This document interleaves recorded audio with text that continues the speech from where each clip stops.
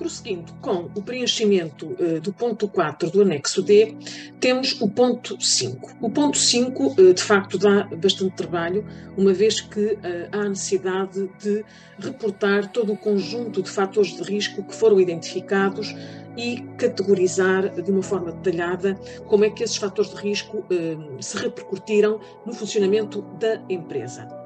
Ora, no ponto 5.1, deve o técnico identificar se foram identificados fatores de risco na empresa. Se sim, coloca sim, se não, coloca não. Depois ele vai ter que identificar nos pontos seguintes a tipologia de risco que de facto se verificou, nomeadamente se o tipo de agente em si e o número de trabalhadores expostos. Para este preenchimento dos fatores de risco e medidas de prevenção adotadas, o técnico vai ter que consultar a tabela de códigos número 41 para identificar o agente e também o resto da informação necessária. Vamos então prosseguir consultando a tabela dos códigos.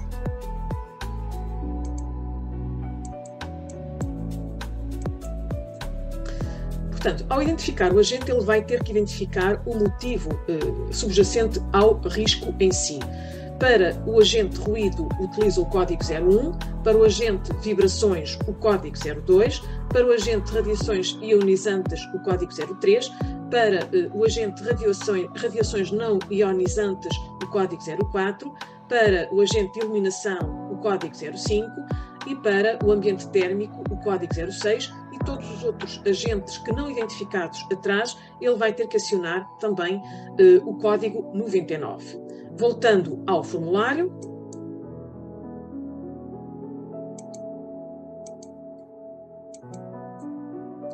após a identificação do agente que causou o fator de risco, ele vai ter que identificar também para homens e mulheres o número de trabalhadores que estiveram expostos a esse mesmo risco.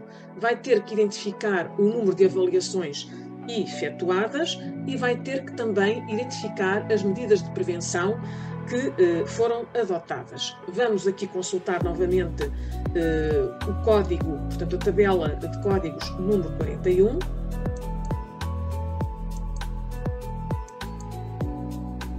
Portanto, relativamente às medidas de prevenção adotadas, ele vai ter que colocar códigos para cada situação que foi implementada.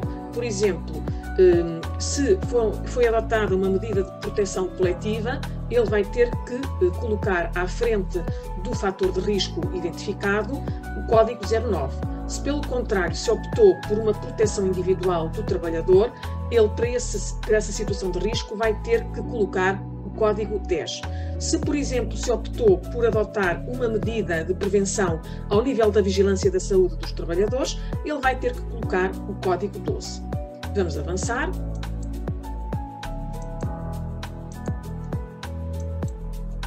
Entretanto, vai ter que também identificar se durante o ano do relatório foram identificados fatores de risco químico. Coloca sim ou não. Neste campo, ele vai ter que recorrer à tabela de códigos número 42. Ele vai ter que identificar, basicamente, se foram ou não, durante o ano do relatório, identificados fatores de risco químico. Caso responda afirmativamente, deve preencher o quadro de acordo com o seguinte: identificar o código em NEX, a identificação do agente, a menção do ou frase de risco, o número de trabalhadores expostos, o número de avaliações efetuadas e por aí adiante. Para este efeito, ele vai precisar de consultar a tabela de códigos número 42. Vamos ver a tabela de códigos número 42.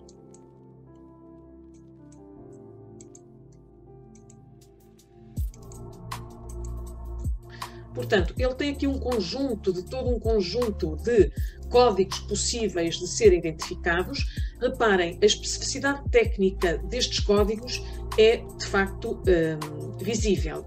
Portanto, quem preenche o anexo D, neste ponto, deve estar ciente do que está a fazer e deve estar munido de toda a informação necessária por forma a poder colocar aqui todo o conjunto de riscos e de situações identificativas dos agentes, por forma a não errar na informação a reportar. Portanto, ele deve colocar aqui o código, deve identificar para cada situação o código ENEC. Portanto, este código consta desta tabela e temos aqui um conjunto de códigos bastante completo, como podem constatar. Depois temos o risco químico 2. Portanto, relativamente à frase de risco ou advertência do perigo que vocês viram que deve ser preenchida no formulário, ele deve identificar para cada situação o código respectivo. Portanto, de acordo com este discriminativo que consta da tabela número 2. Consultando a tabela seguinte, temos aqui as medidas de prevenção adotadas. Portanto, para cada situação de risco químico identificada, deve o técnico também identificar que tipo de medida de prevenção a empresa adotou. E aqui temos uma série de codificações possíveis que estão aqui devidamente discriminadas nesta tabela e que ele deverá procurar no sentido de classificar da forma o mais correta e rigorosa possível. Voltando ao nosso formulário,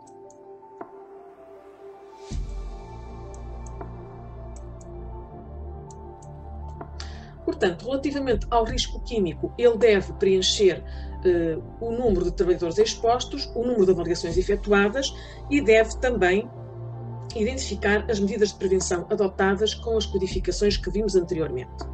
De seguida, para o ponto 5.3, ele vai ter que identificar se a empresa constatou existência de fatores de risco biológico. Em caso afirmativo, coloca sim, em caso negativo, coloca não. Ao ter colocado sim nesta casa, vai ter que preencher o quadro seguinte. Vai ter que identificar o agente, vai ter que classificar o agente, o número de trabalhadores abrangidos, neste caso homens e mulheres, o número de avaliações efetuadas e também as medidas de prevenção que a empresa adotou. Para este efeito, ele deve consultar a tabela número 3. Vamos ver então no que consta a tabela número 3.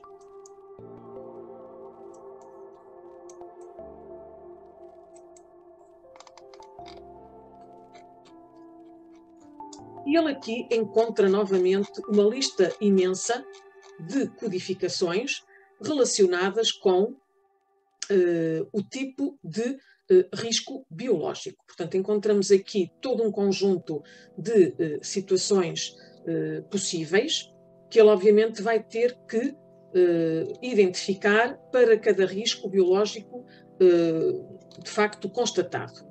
Temos aqui a tabela número 1 dos riscos biológicos. Como podem ver, é extremamente extensa e há que ter muito cuidado com a associação dos códigos às situações ocorridas. E depois temos o conjunto de medidas de prevenção que a empresa terá adotado para, de alguma maneira, atenuar esses mesmos riscos. Aqui temos, mais uma vez, uma lista extensa do código 00 ao código 99, em que o técnico vai ter que identificar para cada risco biológico que tipo de medidas de prevenção a empresa adotou, que podem ir desde a proteção coletiva, à vigilância da saúde do trabalhador, à melhoria da sinalização de segurança, a formação e informação, etc. Vamos voltar ao formulário. Entretanto, o técnico avançando vai ter que identificar no ponto 5.4 se foram identificados fatores de risco relacionados com a atividade capazes de originar alterações do sistema musculoesquelético do trabalhador. Vai ter que identificar neste campo se, de facto, esses riscos foram identificados ou se não, e em caso afirmativo, proceder ao preenchimento da tabela seguinte. Vai ter que identificar o agente, vai ter que também identificar o número de trabalhadores expostos a esse risco durante o ano para homens e mulheres, o número de avaliações efetuadas e as medidas de prevenção adotadas com os respectivos códigos. Para ele poder proceder ao preenchimento de forma correta deste mesmo risco, ele deve consultar a tabela número 44. Vamos ver a tabela de códigos 44.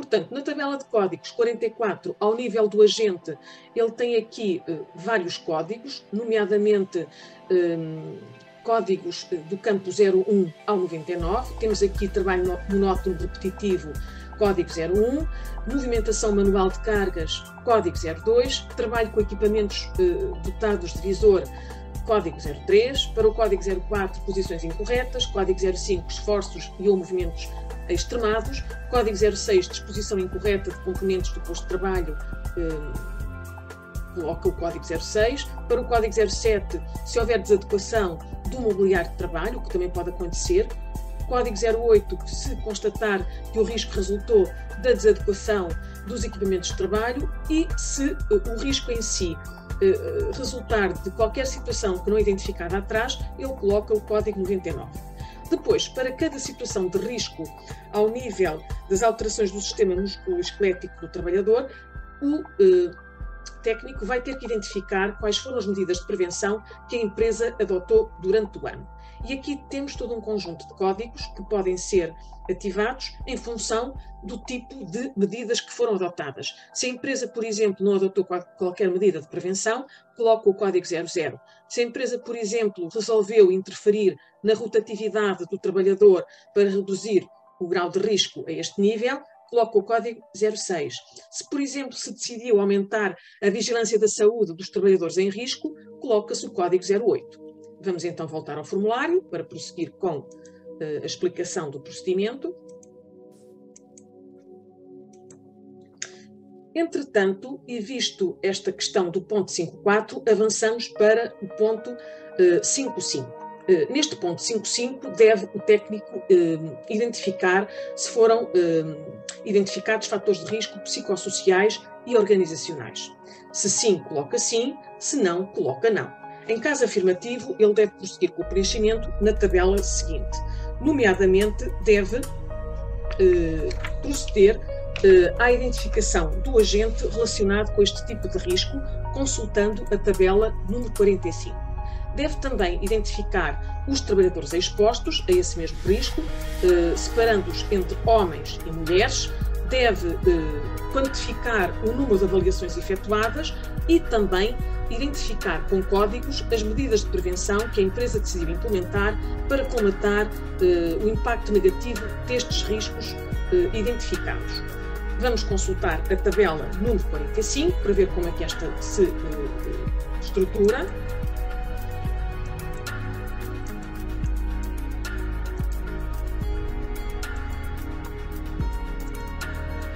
Portanto, ao nível dos riscos psicossociais e organizacionais, quanto à identificação do agente, temos aqui uma série de códigos do 01 ao 99 que podem ser acionados. Por exemplo, se identificar que o agente que impactou um risco psicossocial resulta de ritmos intensos de trabalho, coloca-se o código 01. Se, pelo contrário, se considerar que o risco ocorrido resultou do trabalho noturno, colocamos o código 06. Se, pelo contrário, verificarmos que houve discriminação em função do género, colocar-se-á o código 011. Portanto, deve o técnico perceber para cada situação qual foi o agente indutor do risco em si. Para o efeito, ele deve ter toda a informação mais detalhada possível dos profissionais envolvidos neste processo. Quanto às medidas de prevenção adotadas pela empresa, ele tem aqui um conjunto de vários códigos que pode acionar e colocar. Por exemplo, se se resolve colmatar um determinado risco melhorando a organização do trabalho, ele deverá mencionar essa medida com o código 02. Se, pelo contrário, a empresa decide combater o risco psicossocial identificado com formação à informação, coloca o código 04. Vamos avançar.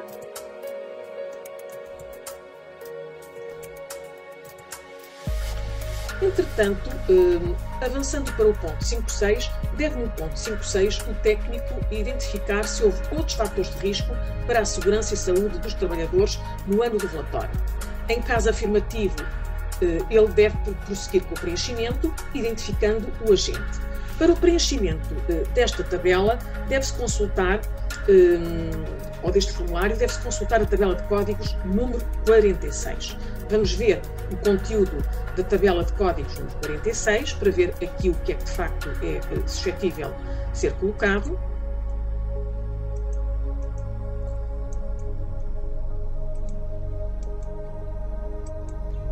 Portanto, na identificação do agente, há todo um conjunto de situações que podem ser contempladas, desde o trabalho em instalações com elevada carga térmica, a trabalhos subterrâneos, pavimentos perigosos, trabalho em altura, trabalho com recipientes sob pressão. Portanto, há todo um conjunto de outros riscos que podem resultar de vários agentes que o técnico deverá identificar. Entretanto, relativamente às medidas de prevenção adotadas, que as empresas devem sempre veicular para reduzir o impacto negativo destes riscos que são perigosos para a saúde do trabalhador, deve o técnico que preenche o RU identificar os códigos das medidas implementadas. Se, por exemplo, a empresa decide melhorar o grau de proteção individual adquirindo novos EPIs, ele deve colocar o código 12. Se, pelo contrário, se reconhece que é necessário reforçar a proteção coletiva, ele deve identificar o código 13. Se, por exemplo, o risco resulta de um desajuste do pavimento que pode ser escorregadio e provocar quedas, tendo que a empresa substituir ou adaptar o pavimento, ele coloca o código 14. E por aí fora.